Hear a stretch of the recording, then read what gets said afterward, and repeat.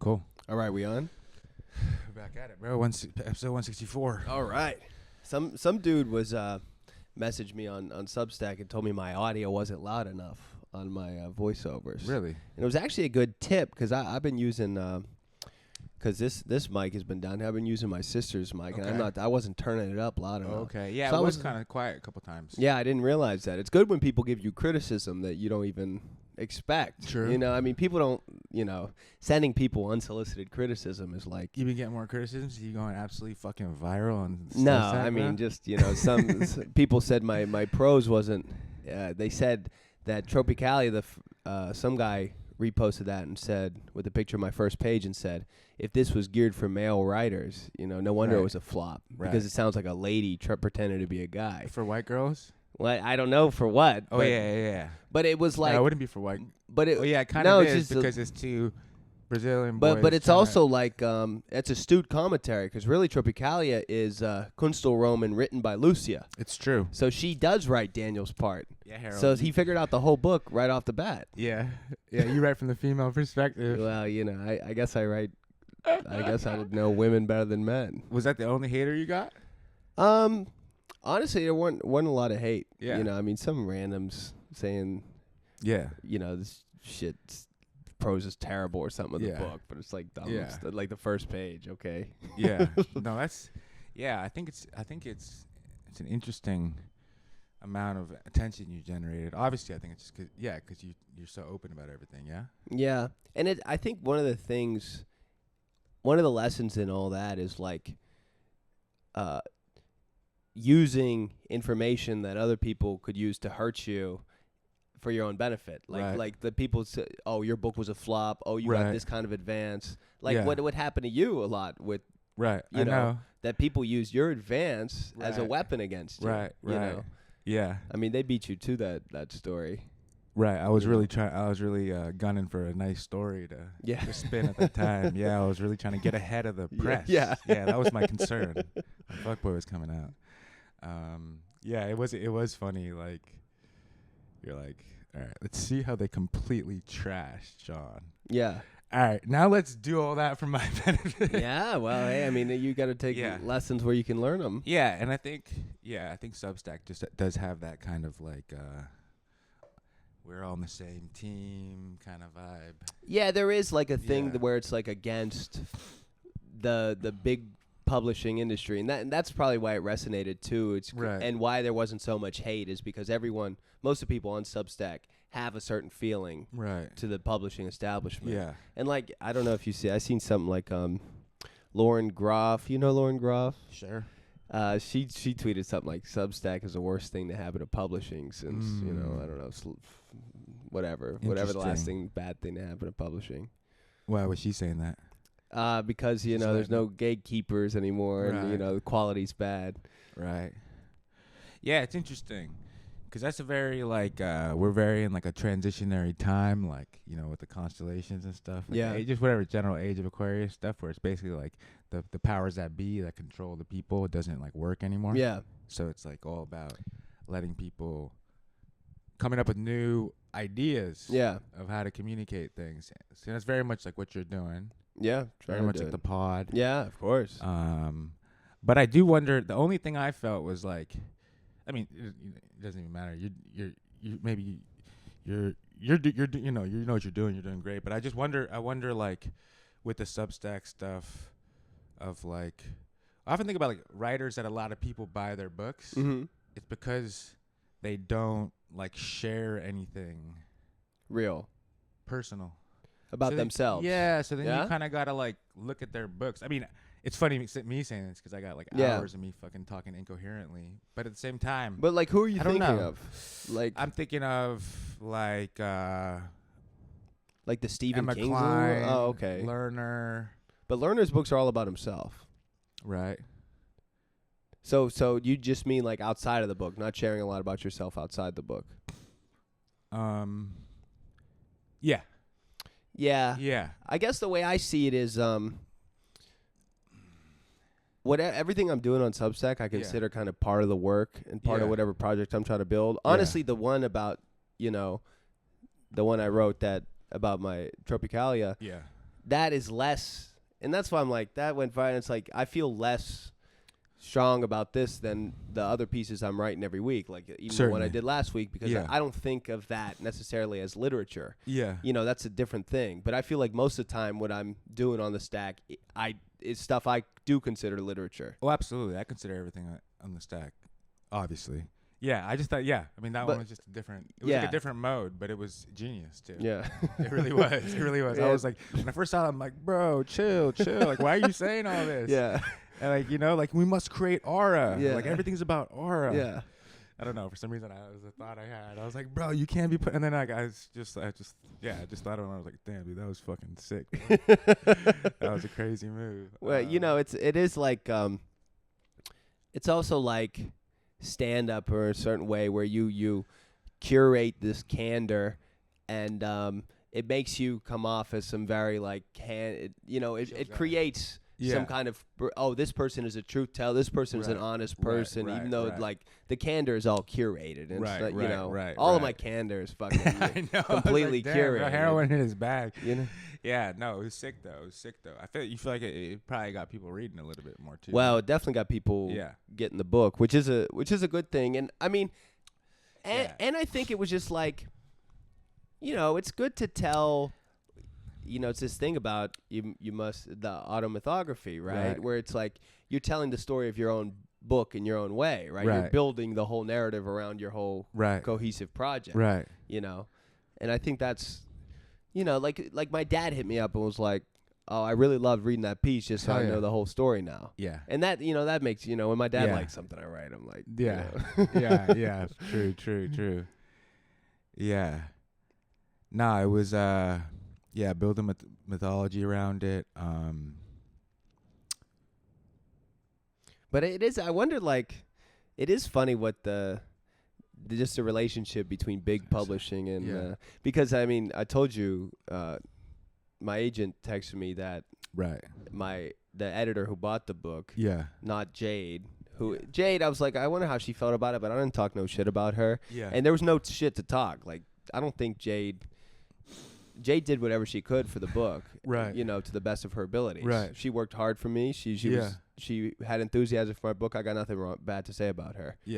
But, you know, I just think that the literary the big publishing feels a type of way about Substack. I mean, you know, fucking Clemens didn't subscribe until, you know, I was probably 700 subs in. You know, he wasn't crazy about me writing on Substack, I don't think. True. Well, obviously it cuts... There's no money for the agent. I ripped one stack in fucking New Yorker magazine trying to act like they did a gotcha by linking to it. But what you mean? Nah, cause remember when I ripped that Why Faulkner is Goated stack? Oh yeah, and they wrote it up like, this is look how sus Sean O'Connor is right. I was like, bro, thank you for the clicks, bro. That fucking essay is gas. Yeah, it is. That one's a good one. But no, that's what I was gonna say. Just like there is a lot of energy of like, I don't know. I thought that conflict is pretty relevant about letting things speak and being super transparent about stuff versus kind of these older forces of money and power trying to control people. Well, like we've been talking about that in different ways too. So like that Unleashed was kind of like timely and potent. Well, thanks. Yeah. But it's also like, you know, an ethic that you've had since I've known you is the idea of like this thing that you're embarrassed to say. True. It might be the most potent thing you can say. True. Like, you know, I mean, it had been so long that I'd been comfortable with everything I said, so it wasn't necessarily embarrassing. But I think there are some people who would feel embarrassed by all that. Right. And, you know.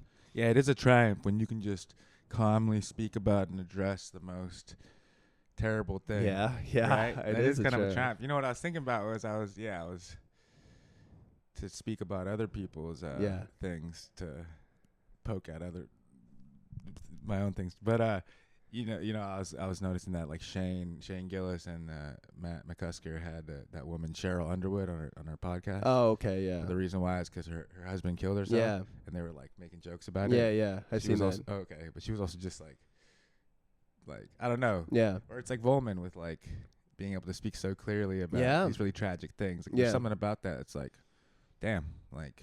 Yeah, it's like it's like, shocking. Yeah, but it's also like it's optimistic. It spreads optimism. I agree. They confronted the super difficult thing and just look at it. It was interesting that I was listening to that pod. I was like, damn, it's relevant to Vollmann stuff and everything. So you sent me your draft of the Vollmann profile. Indeed. What's Vollmann the profile sent? Yeah, I mean, you sat with Vollmann for a while. What do you think is like the main thing you learned from all the Vollmann? Oh man, yeah, it was funny as I was going in so much and going through so many of his books. Yeah. Usually I just try to hit one book and then rant it to you. Yeah. But I just sat with him so long. I mean, you met the guy. You thought about his life, everything. True. I finally finished the transcript and sent it out right before we started the pod. Oh, you did? Yeah. Well, it's a 10K full version. Yeah. But there's subtitles to every bit. I really want to clip up a couple of those parts talking about friends and yeah. Where he says, "Oh my God, yeah." What DFW doing coke at the KGB? Exactly, DFW doing so coke funny. at the KGB reading, getting all fucking nervous, can't decide what to read. He's like me on the pod. Yeah, dude. Can't finish a sentence. I got too many possible sentences. I can't think of which one to fucking say.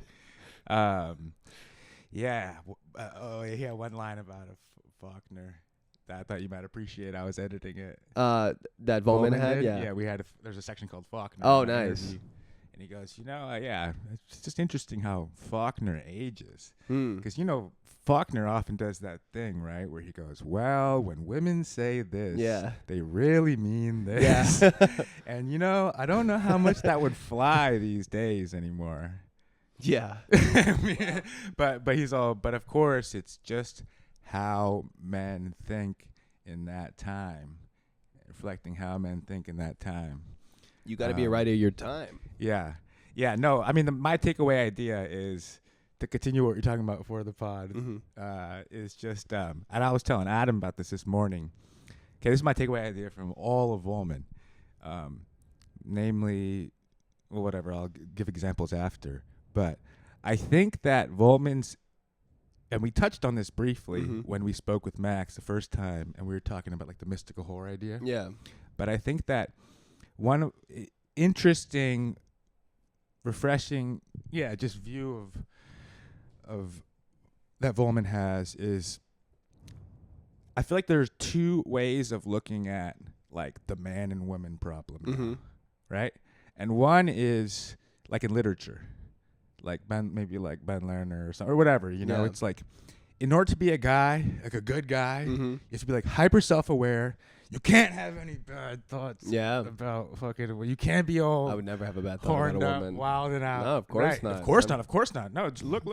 This is him right now. Yeah. Harold right now. Yeah, this is actually a Kunstlerroman about a woman. I wrote from a woman's perspective. And everyone, right? Yeah, and everyone claps and everyone applauds. And then the second attitude out there is like the fucking online shit. Yeah. Which is like, it's all fucked. Like, women need like money. They're always trying to climb money, and you just have to fucking mog and fucking get money. And these are both like, let's just say unrealistic. Clavicular and nihilism. Right, clavicular nihilism. Fucking, Andrew Tate, whatever. You know what I'm saying? Vollmann has this interest. Okay, if you are able to be like whatever, the model hetero guy that's like in literature and you don't have any bad urges or you don't let that libidinal side get too ramped up. Good for you. Yeah. But if you can't, you should have. Vollmann has this like respect for the like mystical. He has like a veneration that isn't devoid of sexuality. Okay. But it's like maybe she knows something that I don't know. Yeah. He often has that trope, you know? And he also helped me get over a lot of my rants. It's about feeling slighted because he got slighted in all these ways. Yeah. And he had such a calm acceptance. And I love how he says that, I'm not owed anything. Yeah. There's no bitterness. No bitterness and this humility. And he can make a joke, too. Yeah. He can make a joke about it. He's not, like, suppressing anything. But the humility is a very important starting point. Yeah. Right? I'm not owed anything. And actually, if no one expects anything of me, and he says, now that I have cancer, it's actually liberating. And maybe now I can really have fully as much courage as I should have to write what I want to write and do what I want to do. And if he could say that, I could get over my feelings. But they're both it's about similar. humility and courage. Humility and courage, and then applied to that other idea, it's respecting or like just acknowledging that maybe they know someone else knows something you don't know. Women specifically in kind of a mystical, sexual. That's just the delectable element of Vollmann, where I'm like, wow. But okay, if we think of like, well, that's the troubadour idea, right? Right. That's Dante's idea, isn't it? But if we think of the main problem in the world, right, is when someone's so fucking riled up and they think they're owed something. Mm-hmm. Yeah. And they take something from somebody. Yeah. You know what I'm talking about? Sure. Like, any kind of violent act or something kind of like violent that. act. I mean, literally. Colonization. I mean, that's a big part of Vollmann's stuff. Literally the first thing that happens, I mean, you know this because of the essay, but in Fathers and Crows, the protagonist, who makes it all the way to the end, is born underwater. And her mother, born swimming, was 16. And the first crew of Jesuits who pulled up, Robert Pontgrave, seen her in the woods, just sits on a chair there smoking, just chilling for 2 months, and then one day decides he's going to take, goes and, takes her and impregnates her in the woods. So this instinct, both of those elements are lack of respect for or whatever. That sounds whack, but it's feeling you're owed. You're not owed. No one's owed anything. Yeah. Right? Well, I mean, this is like, I just reread Notes from the Underground. Right. And the underground man's problem is he feels like he's owed. He's owed this level of respect from the world that he isn't earning. Right. And it's making him very upset. And he becomes like a, he just does, and he's not courageous enough. He's not courageous or humble. Right. He's not humble enough to realize he's not owed anything. And he's not courageous enough to even act on his arrogance and do something like, all he does is these, like he forces himself on his friend's dinner, like these old school friends. Yeah. And he just makes a fool out of himself. Yeah. And by the end of dinner, he's like crying and he ruined everyone's time. And he's begging them for money because he can't afford the dinner. Yeah. Yeah. And then at the end of the book, he goes to like, some brothel and he's talking to this whore and he's telling her, your life is going to be terrible, this and that. And he's just trying to make her upset. Right, and then she comes to see him at her, and with Dostoyevsky, it's always some mystical, prostitute with a heart of gold that's gonna, lead to transcendence. And then she goes to his house, and they probably have sex, and then he tries to, as she's leaving, he puts like a, $5 bill in her hand or whatever, and then she leaves it, and he just wants her to carry away some kind of insult from him because he just feels like. He hasn't gotten anything from the world, so he wants to just, insult people in these little ways and just hurt people in these little ways, It's like these guys who comment that you're not coherent. Right. Well, that's something different. Is something different. Yeah, that's just, But Notes from the Underground was sick. Nice. And it just feels very, what it feels like? It feels like almost like Musil a little bit, like a pre-Musil. Yeah. It feels modern, and I think the Dostoyevsky I like best. Yeah. Because I mean, I like Brothers Karamazov. That's probably the one that's impacted me the most. Yeah. I read that first. I reread the beginning last, a couple months ago. Yeah. But so what? At the end, he just tries. He always ends up. Same with Crime and Punishment. Yeah. He ends up with the prostitute and trying to fucking find God. And I think there's a mystical prostitute. Same with Vollmann. There's always a mystical Karamazov. Well, exactly. Yeah. I mean, it's the great. He cited Karamazov in the interview. Oh yeah, he said, like Dostoevsky said in Brothers Karamazov, if someone gets hurt in Timbuktu, we should also care about that because everybody is our brothers and sisters. Oh yeah, that's when you narrowed down Vollmann's two big indeed concerns, which was. What were they? It was, the first one is he's always looking at this one problem, which is how easy it is to hurt other people that we seek to help and how difficult it is to actually help them. Yeah. Because, the Jesuits, they just wanted to give them Christ. Yeah. Isn't that interesting how much all the first colonizations were just spreading the word? Yeah. Right? That's really, but that's ostensibly a helpful measure. Yeah, ostensibly. It never works. But I mean, it's also like they're trying to spread the word, but most of the people who want to go over there got a lot different goals in mind than just spreading the word. I mean, Fathers and Crows is an astonishing work. It's so funny how they were like, just to finish that, the second one is every human being is my brother or sister. Can you actually live in that way? Yeah. Look at the most repulsive people and try to hang out with them and just listen to them. So he's a fucking saint. Like, that's a funny thing too, because he's like criticizing the Jesuits, but bro himself is like a fucking saint of fucking monk of fucking literature. But they just think it was super George Fraser, where they're all like, yeah, we heard we got this. They worship this god that's buried in the ground. Yeah. You know, he's probably rotting in there. These are natives, you know. Like, I think this is what's causing the plagues. Because they kept getting plagues, But always a young lady with some type of secret power of prophecy. Yeah. Well, and he is looking, it seems like, for this hidden mystery about the world in the most abject. I mean, isn't that kind of the lesson of Christianity in some ways? Right. Is that the most abject have access to the greatest mysteries? Of course. It's true. The Messiah is the most, loathsome of all people, the most abject. Right. The lowliest worm. Kissing the lepers. Yeah.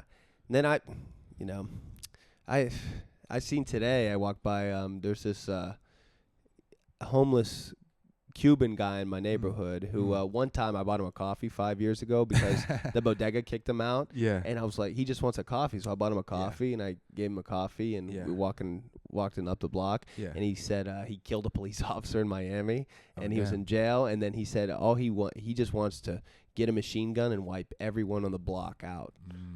I was like, I hope he remembers I got him this coffee. Tell him, hey man, don't slow down on that coffee. Yeah. I should have got you decaf, brother. Yeah, exactly. But I seen today he was talking to some.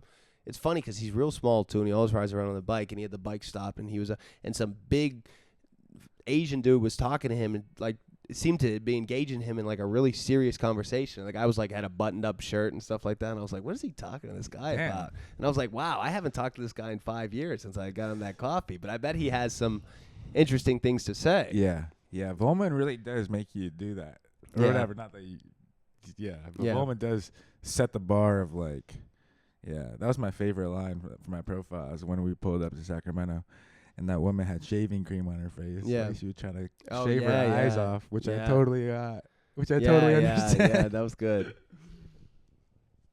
But you think The Rifles is his best book?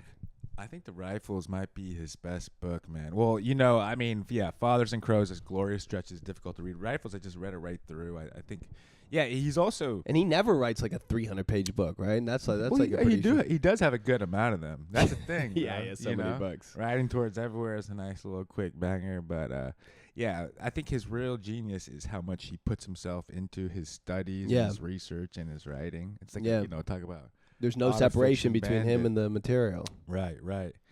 And he puts himself in there under an alias or something like that. And that's the most fascinating shit. And The Rifles is very underrated, I would say. But what else? But we were talking about just the idea that the good, like, learners are scapegoat for this, and but he's your scapegoat, right? Yeah, mine. But we're using him as a shorthand for whatever we mean. Sure. I guess some guys are actually like that, and there isn't that much darkness to even explore. Right.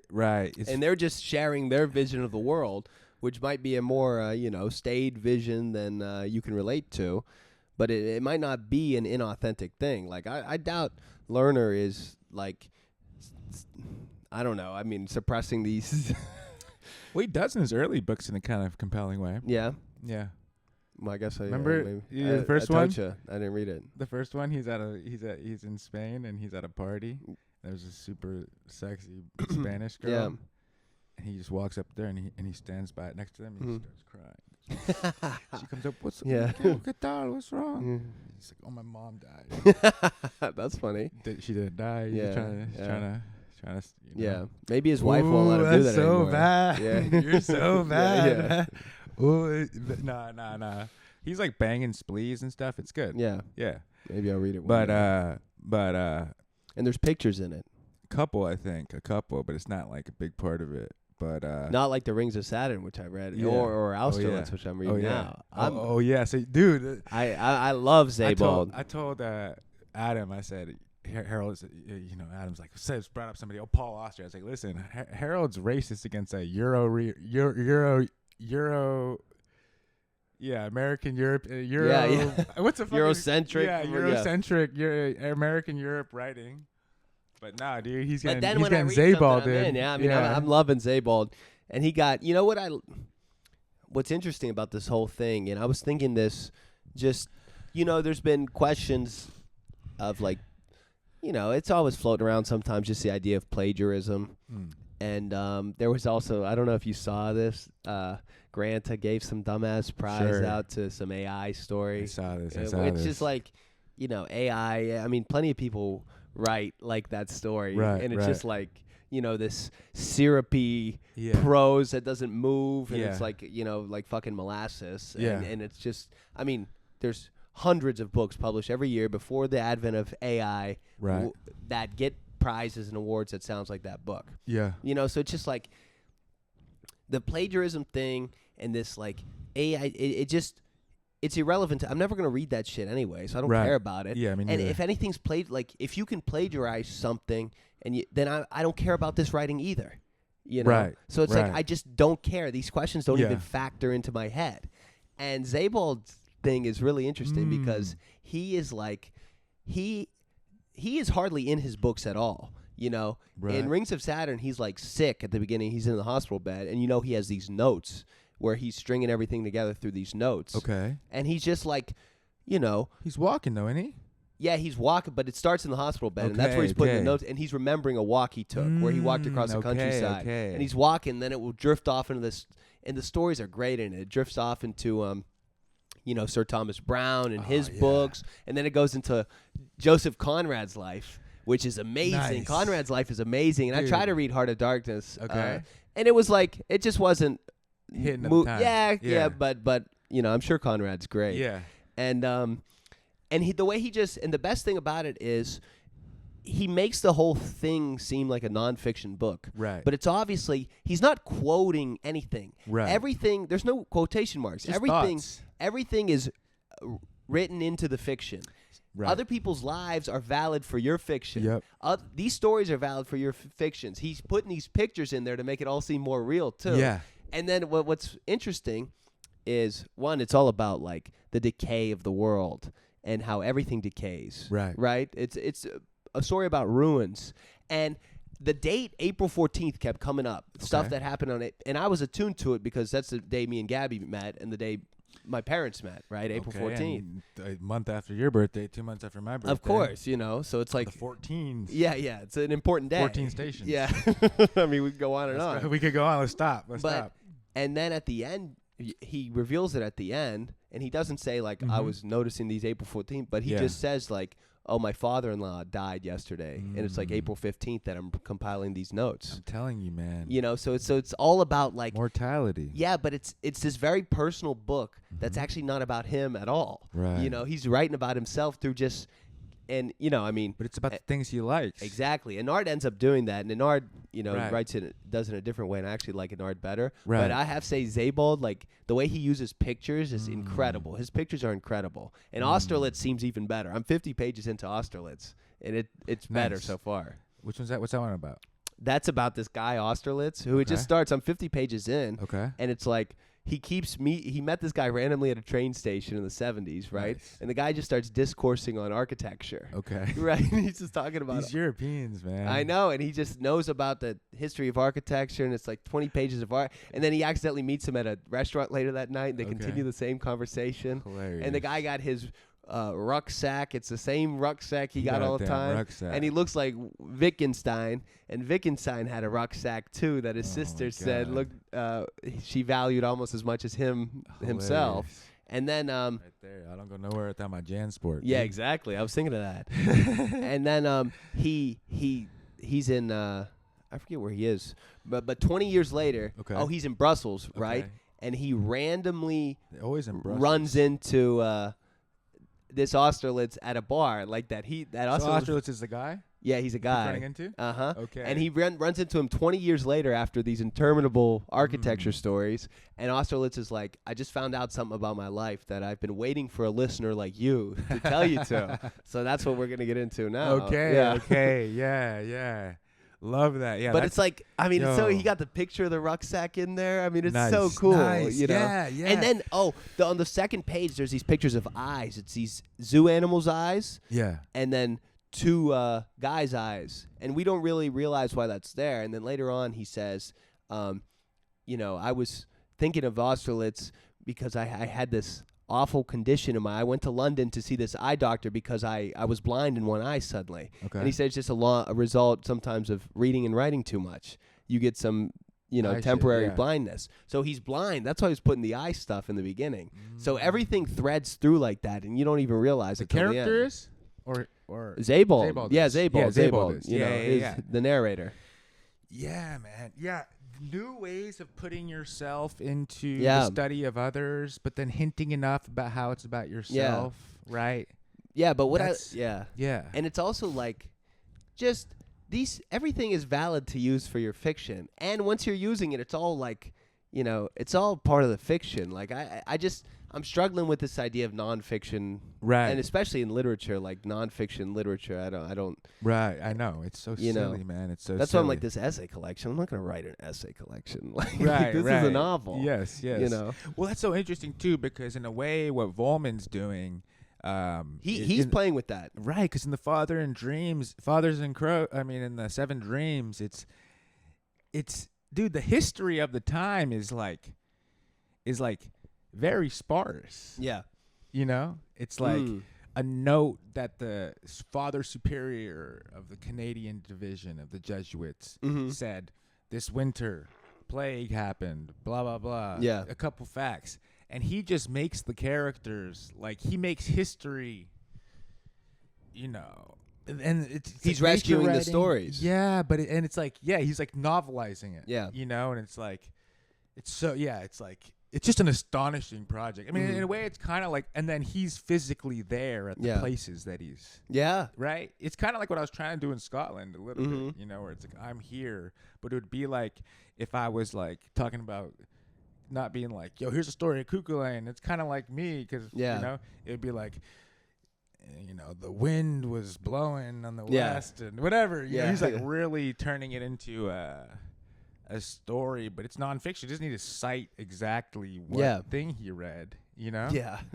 But there's a freedom to that. Definitely. Yeah. You should feel, I mean, like, we were talking about last pod, Cervantes and Shakespeare died on the same day. Right. And three people in the comments were like, well, that's not actually true because they use different calendars. You don't know. You weren't there. Well, and it's just like, well, I mean, isn't it a better story if they died on the same day and it's close enough to be true? Like, I don't care they use different calendars. You got to be able to automathographize. Yeah, it's like well, that just tells me literature ain't for you because you can't pull the best story out of it and take that as your truth. Yeah. That's what it really is. Because it's more true that they died on the same day than that they didn't. It's more true. It's more true. It makes more sense to everything, It was funny. I was like up working with Eric last 2 weeks. So then I was like, I got to finish, but I have to figure out what happens to Amantacha. Yeah.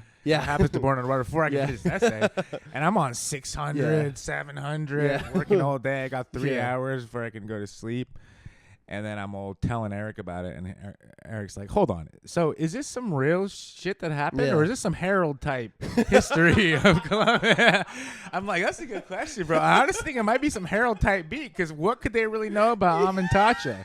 All they know is that he went to fucking France one time to get baptized. This whole people is extinct. He got a love relationship with that's my favorite. Did I tell you that already? But he's all he's the first. Amantacha is the first native priest, right? But he loves Born Underwater. Okay. So like. And he'd be gone for a little bit. He'd come back, and he's so beautiful and charismatic. Yeah. But all the fathers, all the Pères, they're all Peter. Père something, because it's Peter, for the church. And they go, Amantacha, like, it's good to see you back. Like, are you doing your confessions? You've been teaching people great, but you can't be in the woods with your concubine. Yeah. Born underwater. It's against the rules, you know, Yeah. and they're all horned up over over Born Underwater, so they're mad, you know. But he's so charming. He just goes, "No, guys, calm down. Listen. I told them all that if the plague, you know, if they can survive the plague, or like they're the reasons why the plague isn't. Christ is the reason the plague isn't come yet, and they all believe me. Because he's like a spy, too. They're all right, okay, but you better cut that out. You need to stop sleeping with that woman." Because they can't fuck. They're all mad. Yeah. Wow. I mean, so they learned Catholicism pretty quick that the goal is to use your power to sleep with the beautiful women. Exactly. Well, they catch on quick. Yeah. And the funniest part is what's his name? His name is Teheranian. He's the sorcerer for the Huron tribe who lives on a hill. He's like the local shaman. Yeah. But when the black gowns come in, they take control of whoever controls the rain, right? This is Fraser stuff, is the priest. Mm-hmm. So they say they control the rain. So he doesn't have a job anymore. Oh, yeah. He's just crazy guy living in the hut. And Born Underwater goes and helps him for a little while until he dies. But, it's just so funny. He's so mad. He's so mad that they fucking took his damn job. Mm-hmm. But it is... I mean, I love that about Vollmann, that he goes and, you know, experiences the thing he's trying to write about. So fully, psychotically. There's a line on one of the Sebalds where he's talking about just the places and objects that just have no history. You know, just like the earth is just spilling over with these things whose histories have vanished and were never recorded. Yes. And you think about, like, you know, wow, I feel like I got a pretty good grasp on some currents of New World history, and then, you know, some European stuff. And then I was thinking about my friend Luis from Brazil.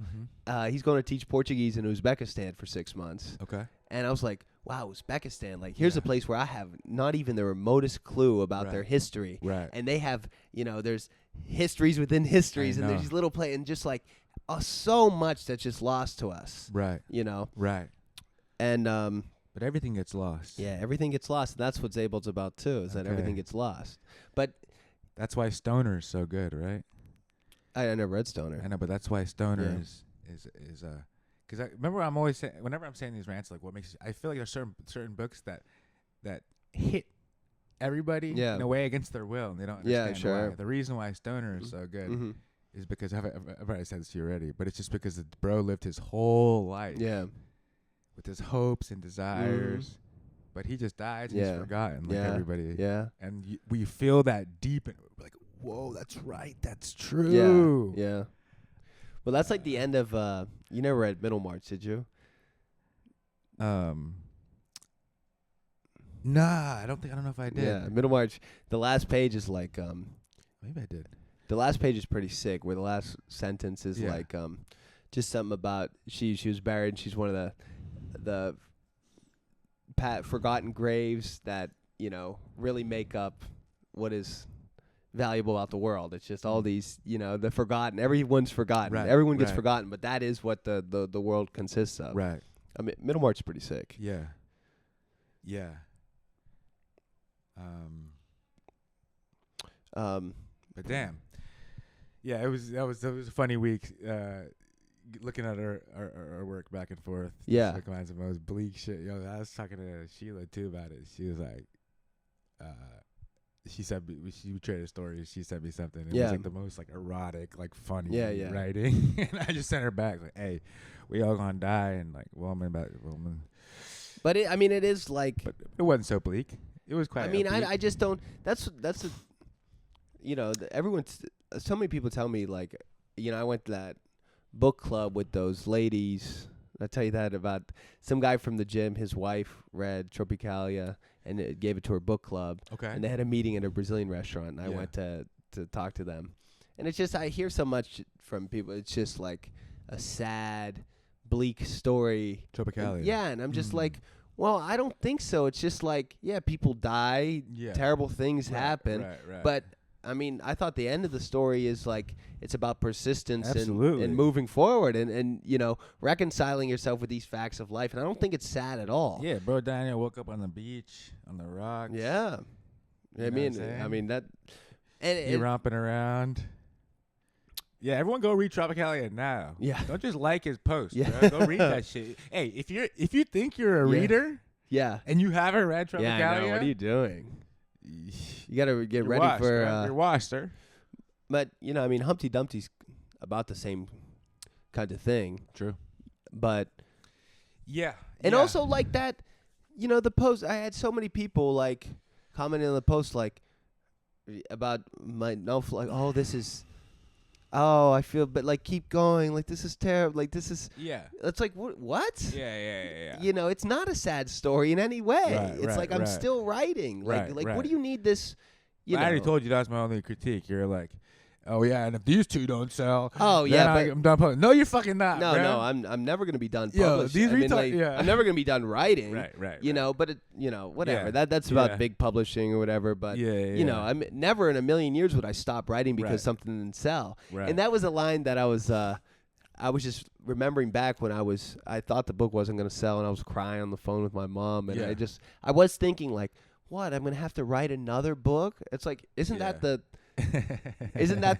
what you're trying to do, right? Yeah. Write a bunch of books, like yeah. You need the validation of this one to continue writing. True. Like, is that the point? Dude, I can't wait, dude. I'm gestating hard. I'm looking directly into the abyss. Don't gestate I'm having too many hard. Formative experiences what do you get? as I try to navigate my desires and my ethics. I started looking at The Boxman again too, rereading The Boxman. I'm about 60 pages into that. You're following through with the old. The old thing we said 2 months ago with Underground Man. Hey and man, time is a flat circle, bro. Yeah, for sure. But The Boxman's so good. He gives instructions how to do the box, and there's the pictures. There's a newspaper. Newspaper report of the guy living in a box. There's several newspaper reports, and then there's the pictures, and there's these things like the Boxman's writing notes, and then it'll have like a little thing like, oh, it ran out of ink here or something. And I'm picking up back the writing. So the thing is very much like, it's so much like Notes from the Underground. It's because it's a found document too. It's the Boxman's found doc. And and then he got it like because of the way the viewing slit is from the box, what he can see, like he's obsessed with women's legs because that's usually all he can see of women. Yeah. So he got really he describes their legs like very assiduously. Hey. We have to enjoy the beautiful things in life. I agree. You gotta Kobo Abe, yeah. Boxman Kobo Abe. Yeah, it's funny because that's a thing. There's like parks in Japan where like homeless people live, like salarymen who just got over it, but they just live really neatly in like boxes and stuff, and they're very tidy. Yeah, that but in poor people. Vollmann's in Japan. Yeah. And he's talking to two boxmen. Oh, really? Yeah, they're two salarymen who live in a cardboard box under the bridge. Wow. And the way he describes it is so funny because it's like Japanese, like fucking, like even being all like polite and like hard to communicate with Vollmann's like fucking autistic ass in the language barrier. He's like trying to ask them questions and he's describing it so precisely. Well, I bet Kobo Abe lived in a box. I bet, like the one he's describing. I just find it hard to believe that he didn't. Right. And he, the way he writes about just like, this thing is hung up here. Like this is how I organize everything in the box. Dude, that's a walkbook, low key, bro. Yeah. I put my toiletries. I'd fold the tarp over. Yeah. At an angle, so there's a little vestibule, and I put my sandals in there, and I put my toiletries. Yeah. And then about day 80, I found somebody threw one of those little mats that go on the ground on your feet. Oh, sure. The car. It's a perfect rubber mat. Yeah. So when I set up my tent, I put it right as a little welcome mat. Yeah, nice. And as it's getting dark, I would sit on it just so I didn't get bugs on my. Every day I carry my little welcome mat. Yeah. Fold it out. It was like a prayer mat. Yeah. Yeah. Wow. Good times. We're back right where we started. Walkbook. You might be able to get the walkbook soon. Indeed. Someone may be able to access the walkbook soon. Apparently, we've been talking a lot of shit, yo. So yeah. Yeah, you also absolutely murdered at the readings. Yeah, that was good. How was that, bro? Tuesday felt good. You did a double stack. And Harold's a you a hot commodity on the reading I guess circuit so. right Well, now, I dude. mean,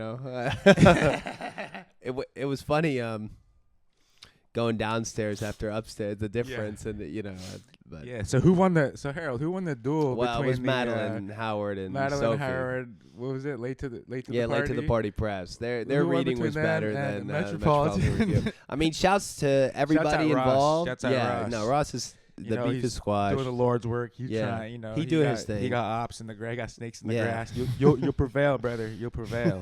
Just stick with the right people. Yeah. Keep introing Harold for 30 minutes. While he doesn't I wish show I'd up. seen that He's at the other intro because I reading. was upstairs. But that one was good. Yeah. What did so you're reading tonight? Yeah. I mean, yeah. what do you think we gonna about hang out down there? public? I mean, you don't like the idea of reading in public. No, it's fine. It's fine. We're just speaking. We're reading in public right now. We're talking. Yeah, in that's public true. right We now. are doing. Yeah. We're talking in public. Certainly. It's good to talk to the people. Yeah, man. Yeah, no. It was funny too, cause I was like I told you, but I didn't really say anything about it. I was the young lady was reached out to me trying to write an essay about the male literature crisis. Oh yeah. There's a crisis. Apparently, yeah. Well, she's a generation younger. Yeah. And she was just like, I really do think, I really do think I shouldn't get going talking about. Well, I just think plagues in general, when they happen, can really fuck with a society, as we know from the Huron peoples. They got hit with 4 plagues in a row before they got wiped out by the Iroquois. It wasn't just that the Iroquois had guns, and coming up as a young child in the plague of 2020, it does something to your for sure to your brain. But anyway, she was lamenting, just like. She was making a good point that like everything is geared. It's like horse in the cart. It's not anyone's fault, really. But it's like women who are reading, who are interested in literature, right? Who buy stuff, who are the editors, And it's just like she was like, what's the path for? And she was really like literally all the guys my age just like watch like streaming and books are like. Jester books, Jester Max. And Jester Maxing, what the fuck's that? I don't know. Book. I seen him say something like you. I'm Jester Maxing. A book jester. Yeah. Oh, that sounds like a book jester or something like that. I was like, bro. But she was just lamenting that fact. But I was thinking about, and I was trying to come up with some comforting answers, of like what the path is. But I was thinking about the reading a lot. And I was I do think the reason why it was so moving to a lot of people was just, I mean, it's obvious stuff for us, but just how much we emphasize like the orality of our stories and how we're speaking things, hearing how they sound aloud, and on some level, a novel, Fuckboy is also just a 7-hour YouTube video. Yeah. Right, like possibly that I read that I wrote. Yeah. Right, and it's just sustaining your concentration on one thing. Yeah, that's the comforting thing. Like when we break down, obviously it's nice to hold a physical book, and that is an essential part of literature. But if we just kind of break it down to really what it is, just sustaining your concentration on one thing over a long period that maybe you can't do in one sitting. Because that's the classic distinction between a novella and a novel, right? Classically, novel is you can't do it in one sitting.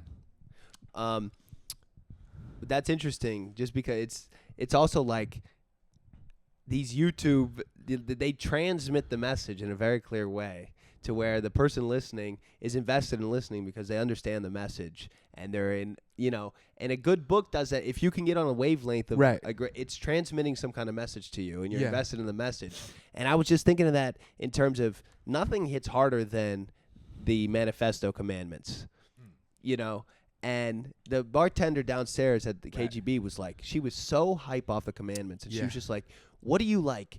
What do you read? Like, what's the influence on this thing? Like, And I was thinking about that. What is the influence on that? And I think the 10 Commandments, dog. Well, the 10 Commandments, because that's obviously a trend. But I was like, who does that really well? Where it's this thing of accessibility, this like mystery to it, and just like this pithiness that just gets. I think Emily Dickinson is the perfect one of that, where you can, and anyone can read. It's short. Yeah, it gets right in your head. Yeah, and it's like, you do understand it, but also there's like layers to the understanding too. Right, and I think the manifesto's like that. Interesting. I gotta run some of that. Yeah, Emily Dickinson. Dickinson's. Yeah. Yeah, sometimes you gotta read American some poetry to get yourself right. In prose again. Exactly. I agree. Sometimes. I agree. Yeah. But that's nice. Yeah. But yeah, I'm gonna read the whole manifesto at the Mutt readings. Let's go. Yeah, man. Yeah, it's the emphasis on, but then it's different. Well, it's interesting because you're saying YouTube videos can quickly transmit a message for you to understand. Yeah. But the thing about a novel is like the meaning of what it can. It's so much more complex. Yeah. Right? And you have to sustain your concentration on it. But I think that's why people like streaming. Yeah. Because I got some I'll tell you. After the pod, but I got some plans. But it's because the thing could change at any moment. Oh yeah, maybe that's. Yeah. Oh, so that's how a good novel should be. I'm reading this. I'm rereading this book. It's the book I want to translate by Sergio Rodriguez, which I call The Move, that I published an excerpt of. Right. And there's this great scene where it's this guy. He's like, he hasn't talked to his dad in 20 years, and he goes. His dad's like calls him up and says basically, I'm dying, and he's living in this little house in this city outside of Rio. Yeah. And he goes see his dad. His dad's basically was a big prominent soccer journalist in the mid 20th century in Brazil. Yeah. The guy's argument is basically that soccer journalism basically with the soccer, but the radio and then the journalism about it is what created Brazilian identity, and created the nation of Brazil. Okay. Really. And that's why soccer is so important in Brazil. Yeah. But it was also a literary phenomenon the radio too. Of it. Yeah, the radio and just like they're making and the best thing in the world for me is like sometimes I see these on Instagram. I don't watch reels too much or nothing like that, but these old like Brazil games where there's this famous announcer in Brazil, Galvão Bueno, he's calling these games and it's just like, it's incredible. And there's nothing more captivating than he's making the literature out of it. Right. But anyway, the dad's showing him clips of these old games. And he pulls up a game from the 1950 World Cup, and it's a semi-final against France. Right. And he's like, watch this game. Like, why we're going to watch this 10-minute stretch of game. Yeah. And, like, it's 0-0, and, like, everyone's missing kicks. Yeah. And he's look, that's Pelé right there, and he's playing horrifically. Yeah. And then the guy's like, why'd you make me watch this? Like, 10 minutes, nothing happened. They're missing kicks back and forth. He goes, what do you think happened in that game? He goes, Brazil ended up winning 5-2, and Pelé, who you saw missing all those kicks, scored 3 goals in the second half. Yeah. But that's also like a part of literature too, where it's this stretch of nothing's happening, and they're just it's clunky maybe, and it's just boring, and then all of a sudden this burst of Pelé scores 3 goals. He was missing everything. Right. And I just thought that was a great model of how to write a book too. Because it got to be nothing happening for a while. Yeah, sometimes. I mean, why does it can't be they're scoring 10 goals every time, you know? But it's like life too, where nothing's happening, and then all of a sudden there's this burst of ecstasy out of nowhere, and you're just waiting for that ecstasy again. Yeah. And I just thought that was a great, way to think about the novel. Okay, so that distinctions it but too. Which is actually kind of completely different than what I was just saying about Emily Dickinson or someone like that, where it's all more ecstasy. direct. Yeah, which is, but it's not. Well, I mean, it's Commandment 1 and 2. Yeah. But that's a good point. But what's interesting is that's kind of actually the appeal of streaming on a lizard brain level. I think. Yeah. Right. Nothing happens for a really long time. And then it's the burst. And then some fucking kooky shit happens out of nowhere. Right. Yeah. Interesting. Yeah, Unc got over here trying to. One time that girl was like, it's so frustrating. She was getting real because she cares about his literature. She's like, it's so frustrating. Like, I just feel like nobody in my age I can talk to. Yeah. She's like, I'm over here talking to she's low key just I'm talking to this old ass man. I have to talk to. She said I have to talk to millennials about. I'm like, all right, chill out. Yo, calm down. I know Drake, you guys. I've been listening to the Drake. Drake, who has no humility or courage, one would say. Whoa. No humility courage. I think he's awfully anti-Vollmann in terms of his bitterness. Okay. I mean, Vollmann had some very nice, very funny funny lines. About Drake? No, about the the women's wellness is a very classic one. Yeah. Well, they said they're more interested in women's wellness. Yeah. And unfortunately, I'm neither a woman nor well. Yeah. No, women's health. Yeah. I'm neither a women's woman nor health. healthy. Yeah. I unfortunately have stage 4 cancer. Well, that's not. I mean, that's a good. That's a good joke. That's not bitter. Okay. See, he's willing to joke about the whole thing, Hey. which means some acceptance there, and not bitter. Drake ain't joking much about his predicament. I mean, Well, I guess I didn't listen to. Listen. Well. I know I hate to be.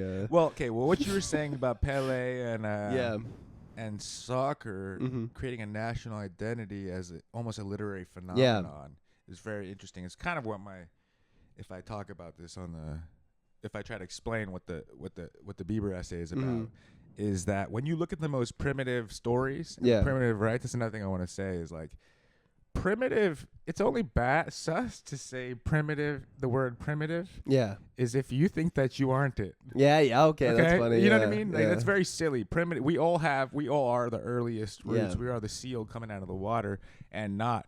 But the way they manifest in today are in things in pop culture. Yeah. And like sports, right? Like the primitive mythical stories that shaped us. Yeah. They play out in society. Like in sports with Pele and soccer or I mean Drake, you know what I'm saying? Yeah. But what was I gonna say about I was thinking about the humility, and I was thinking about Drake is like pettiness, bitterness towards the ladies. Like it's like all that is a treat. Yeah, okay. It's self-conscious. It's as a treat. It's like it's like it's like how it's like you can't take that too seriously, but also it's good to be a lot of your writing is like you're very like you're making fun of yourself, but you're like hyping yourself up. Sure. And like that whole idea of like the rapper as being like arrogant, and certain people I know are always criticizing me for being too arrogant, but it is a line. It's like you can't take it too seriously, but it's good to have a little pep in your step as an example for the kids. Yeah. You know what I mean? Yeah. And uplift them. Yeah. And and it's funny because I was telling Ben I was going to do this post. I told him a couple weeks ago. I was like, at some point I'm going to post this. Yeah. And he was like, well, I told him my debut novel was a flop is what I'm going to call it. Yeah. He goes, well, don't disparage yourself. I was like, Ben, I would never disparage myself. That would never happen. Y'all are retarded. Disparage myself. But it is funny. It's that curated candor. Yeah, exactly. Right. Harold's had many rooms to work out how to get the exact which is calibration. That's where like that's when a rapper's at their best. It's because rap is so much about your persona. And the curated candor of your persona, and like this line between where you're in on the bit and where you're not. And Drake was a master of that for so many years, He still is. Or maybe I mean, listen, bro. It's also interesting because, Drake is like, I'm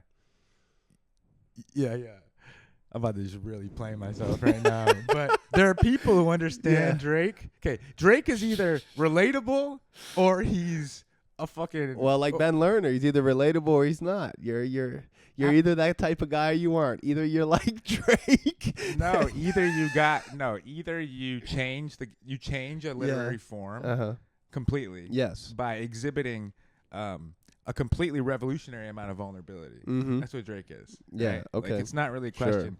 Sure. Young Harold, how old are you in fucking, I mean, I love Drake. Right. But I'm saying, like, so you exhibit a new type of vulnerability, and then you ascend to the peak of right? You change the game, and you ascend to the peak of it. Yeah. And then you literally become a symbol. Yeah. to get hated for hate. Of course. Right? Yeah. You know I mean, it's just a unique. Not everyone has had this experience. Yeah. So some people have. Relate, you might not be able to relate. To, you know what I'm saying? But you definitely. And then they're not getting the respect they deserve anymore, and they they start lashing out. He got and plenty then of respect. He went number 1 on everything. He did. He dropped. He doesn't need all that.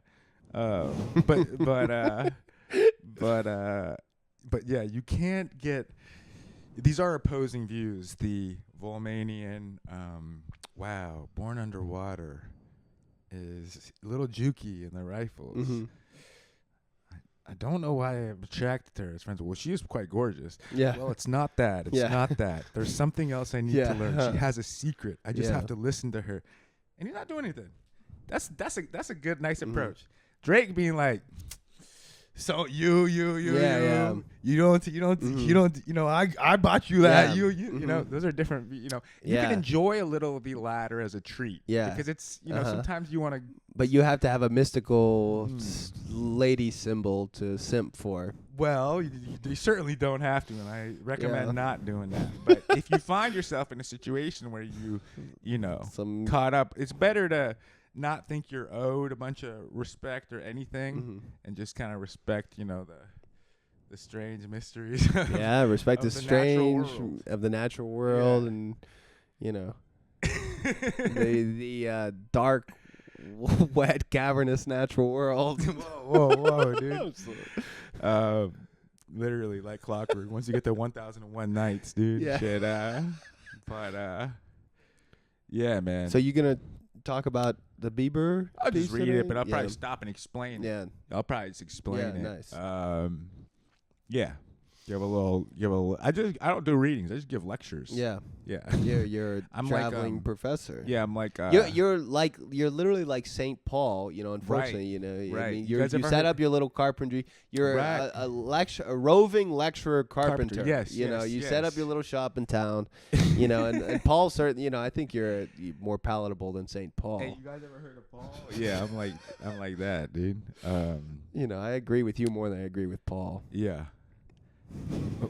Paul was a gooner anyway, dude. Yeah. You see that dude won some national award for his essay. Oh, the gooner guy. Yeah. We just want to go back to Curating. Yeah, I did see that actually, because that's nice. Yeah, that was a good essay. Good job, bud. Yeah. He read it that thing you read at that one time, right? Right he before talked you? at the Pioneer Oh, he Works. did. Or he talked after you with Tony Calamity. I know him for a long time. But he hadn't written then. He was just But nice. So you're gonna be reading in a couple weeks. Yeah, trying to finish this novel. This novel through essays. Cool. Shoot, we got another hour on us or no? Let's pause and we'll see what's Sounds up. Good. All right, that's good. All right. Good solid up.